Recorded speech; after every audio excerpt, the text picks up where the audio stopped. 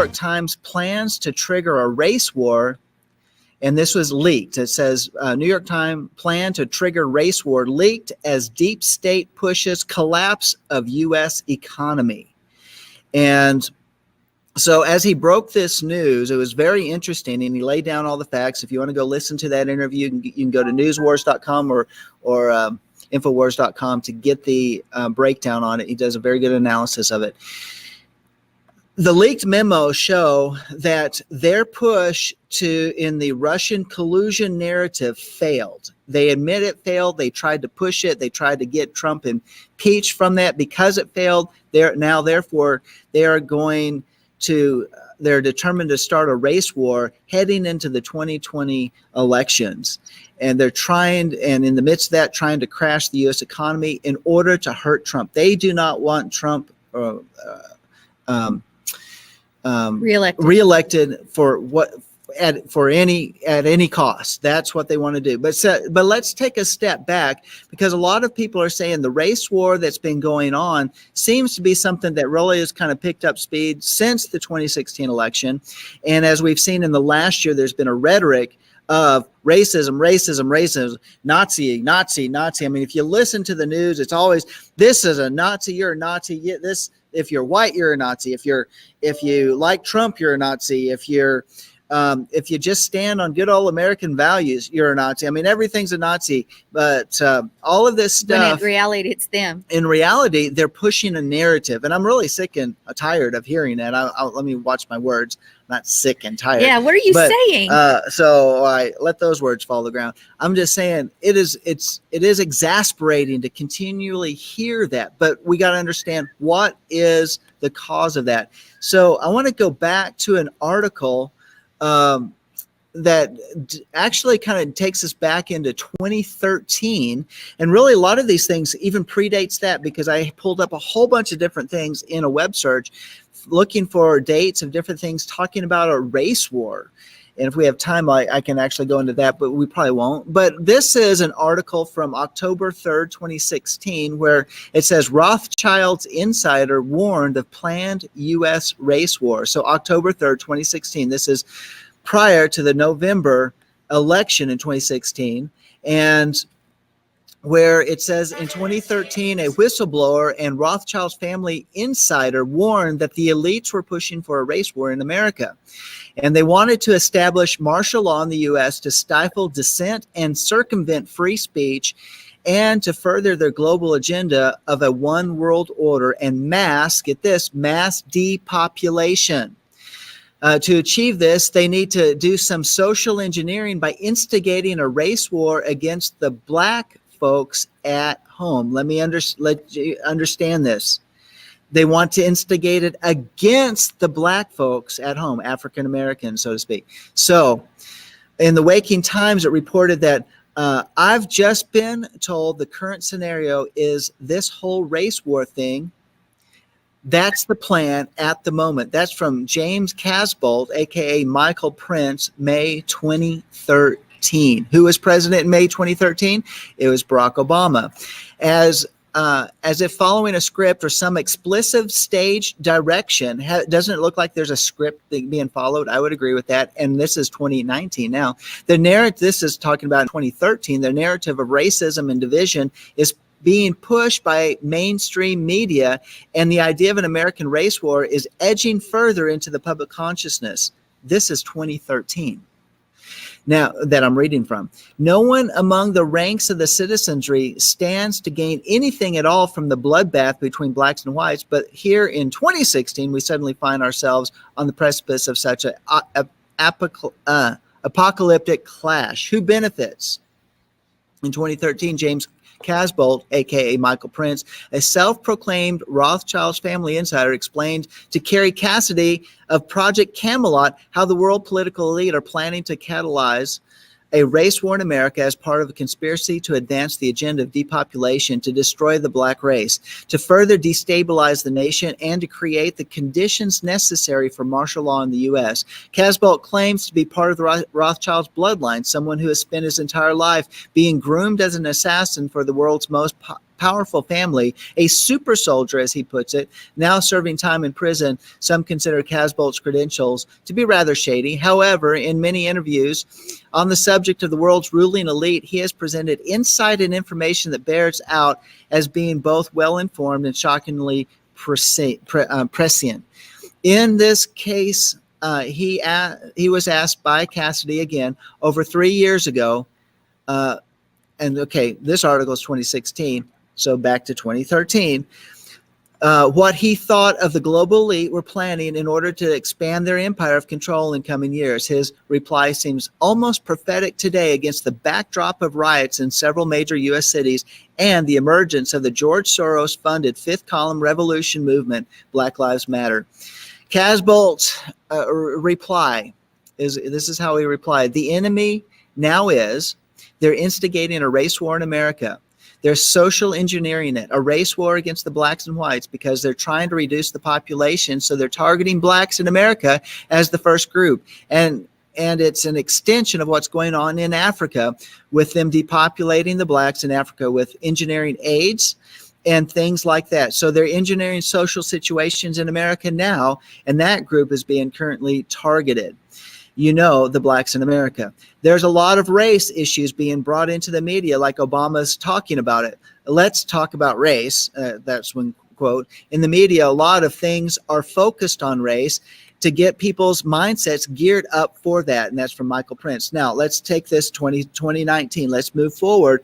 How much are we hearing about race now in the media, in the mainstream media? It's everywhere. And it's all, and I'm sitting back and looking at it. It's like, this is not the America that I know, but it's what they are bringing up to such fever pitches more than any time in my lifetime that I've ever seen. And I was born in 63. I think we've had a pretty big peak in the mid 60s with all sorts of different issues with the civil rights of African Americans or blacks and Martin Luther King, and how things actually in the 70s and 80s began to simmer out, and how people began just to recognize that, you know, we're all red-blooded Americans, so to speak, or we're all red-blooded people that love, maybe we love God. We can actually get along and live beside each other. But with the advent of Barack Obama coming in and this narrative, we see that it's come to a fever pitch. Now the New York Times is talking about, we have to have this race war by the 2020 election. So I'm just talking about what they want to put in front of us and some of the things that we might be on the lookout for.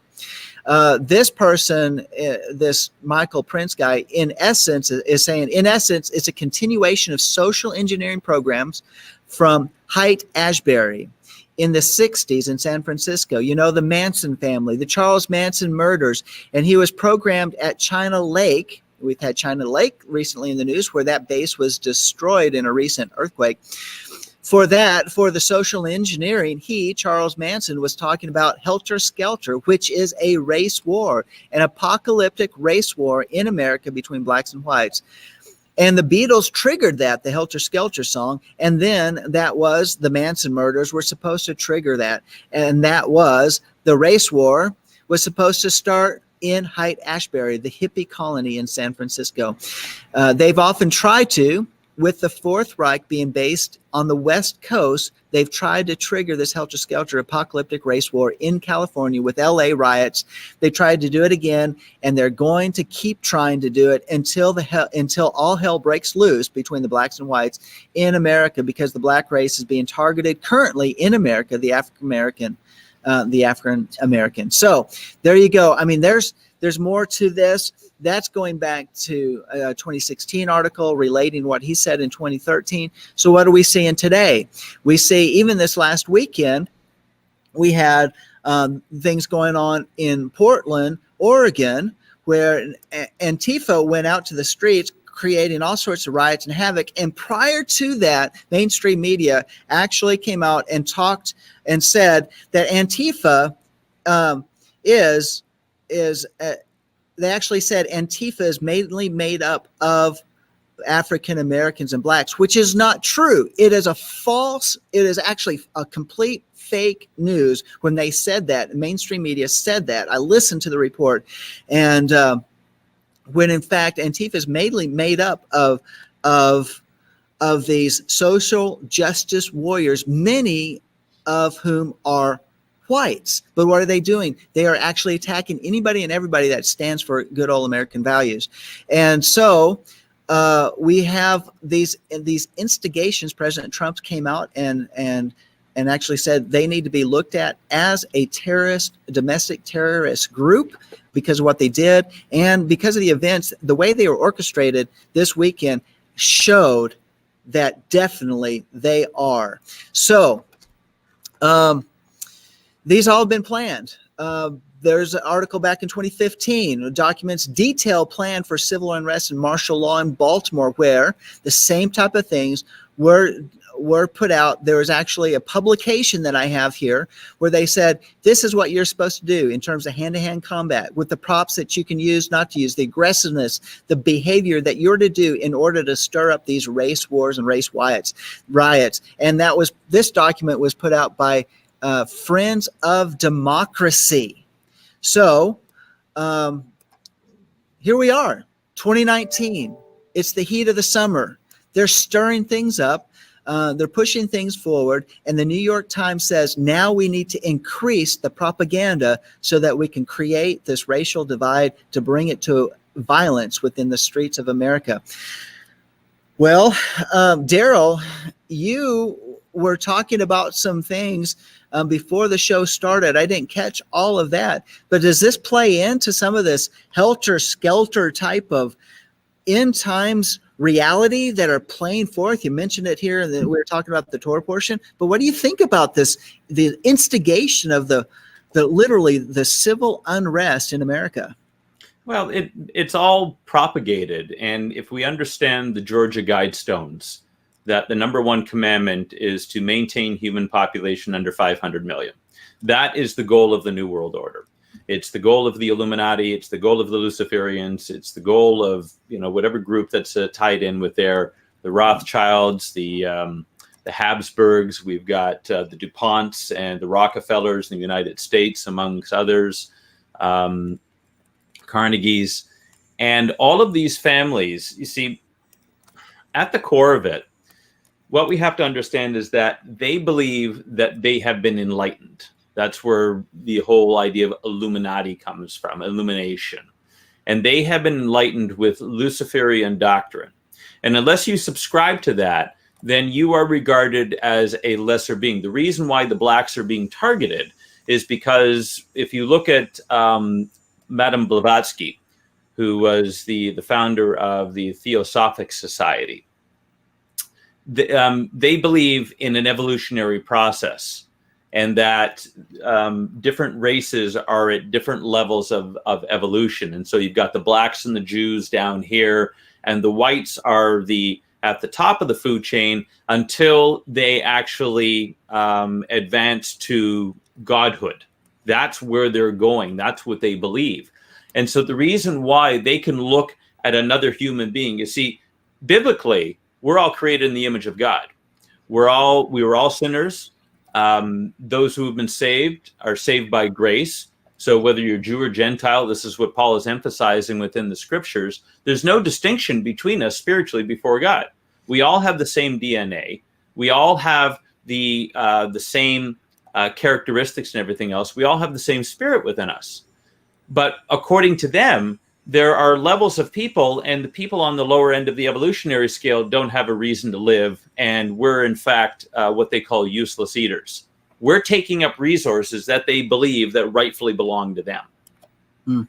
And so the whole push toward this depopulation thing, and there are many, many different techniques that they use. There was a guy, and I can't remember his name, but he did a documentary. It's called Agenda. And then he did a follow-up one called Agenda 2, where he traces the source of all these different conflicts that we have. Government, Islamic terrorism, environmental stuff, all these different things. And it all is traced back to the same source. It's amazing the research that this guy did. But what he showed is that the devil has deceived a bunch of people thinking that they can achieve Godhead. That was the original promise in the garden. Okay, that's it. You will become like God. It's the original lie, and everybody's been chasing after that ever since.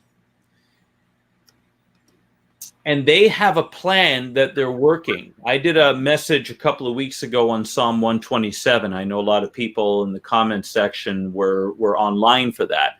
And I talked about how God builds the family, but what the communists have purpose to do is to destroy the family. And that's why we've got racial wars. That's why we've got on InfoWars this morning, Paul Joseph Watson is talking about how there are 12 million rats in Los Angeles. Homelessness is on the rise. You've got leprosy returning. You've got bubonic plague that's returning. Los Angeles has become a third world hellhole. And much of the United States, Austin, Texas, another liberal city, San Francisco, same thing.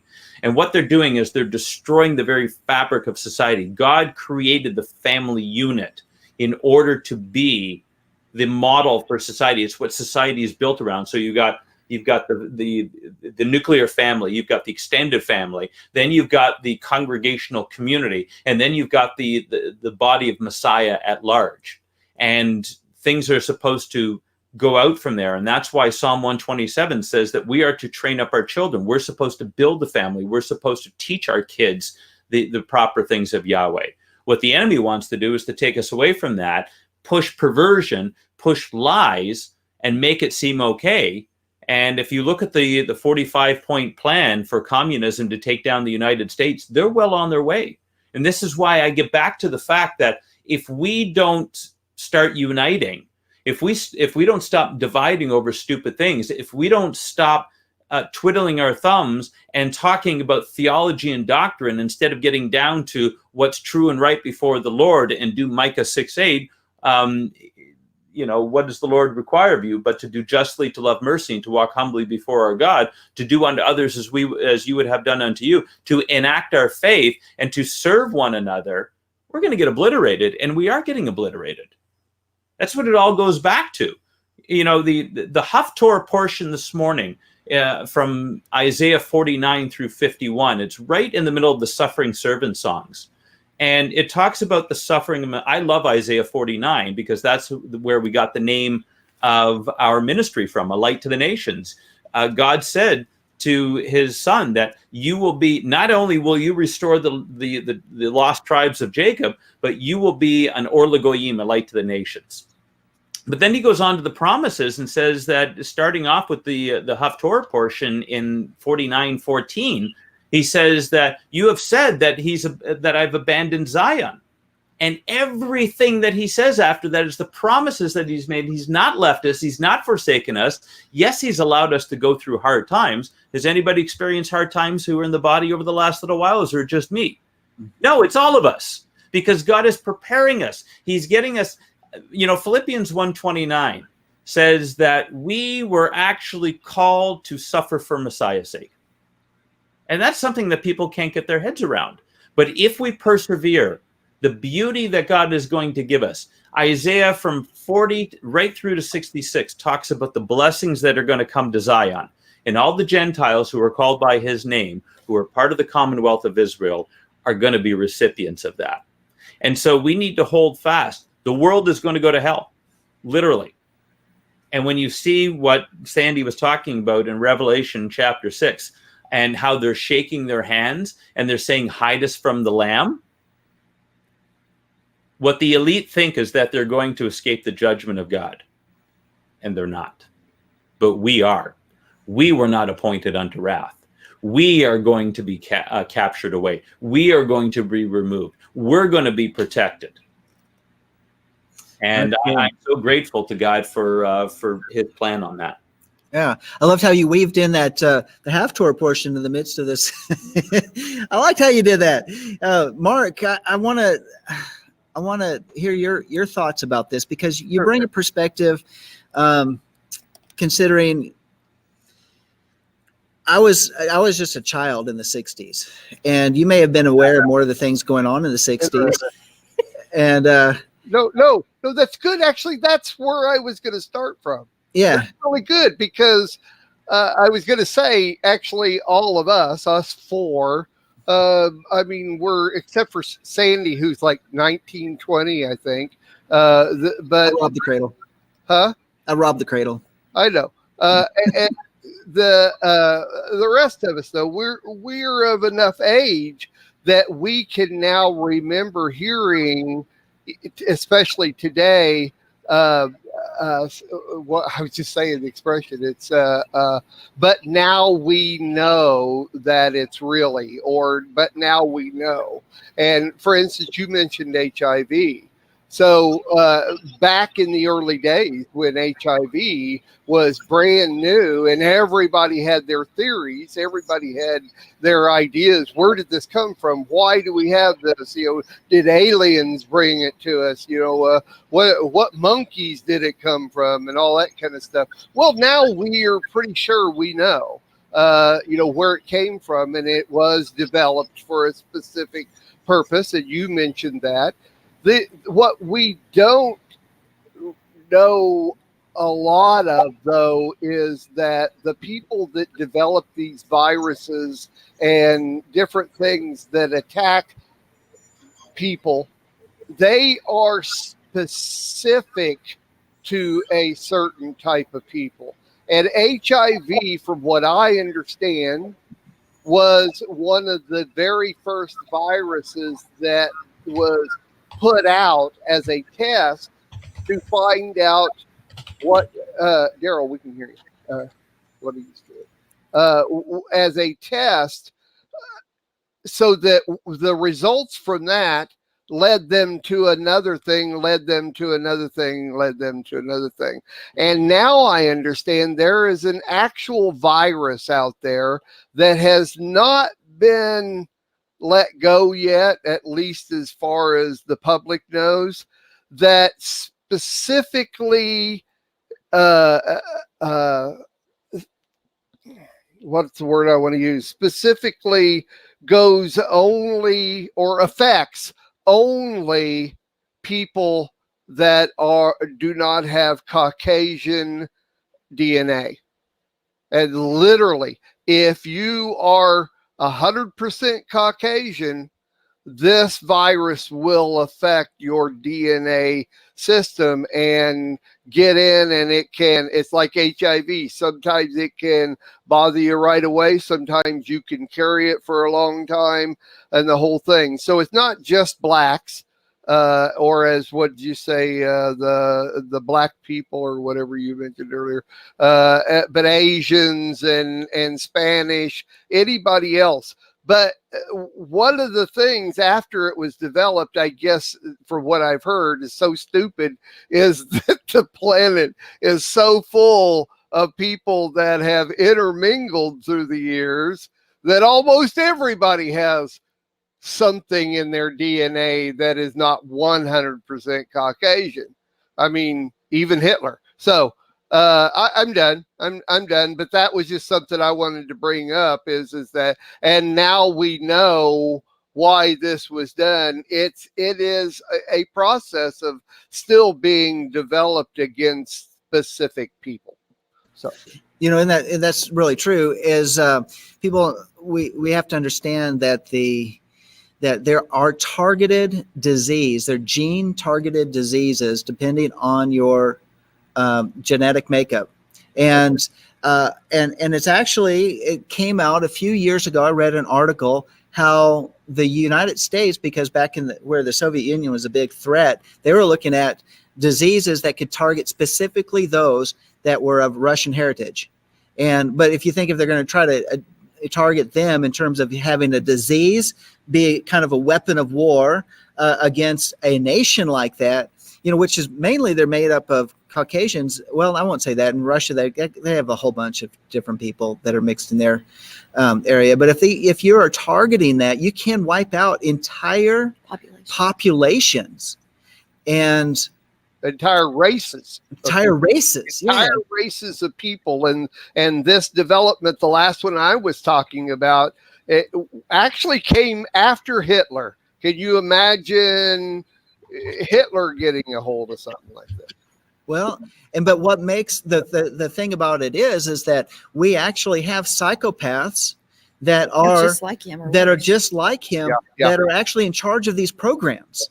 And because some of the ththings that have really come out is, we continue to watch these mass shooters that go out, that go to the like the Walmart in El Paso and up there in Dayton, Ohio. There's some common threads. These guys are on SRIs, those psycho drugs.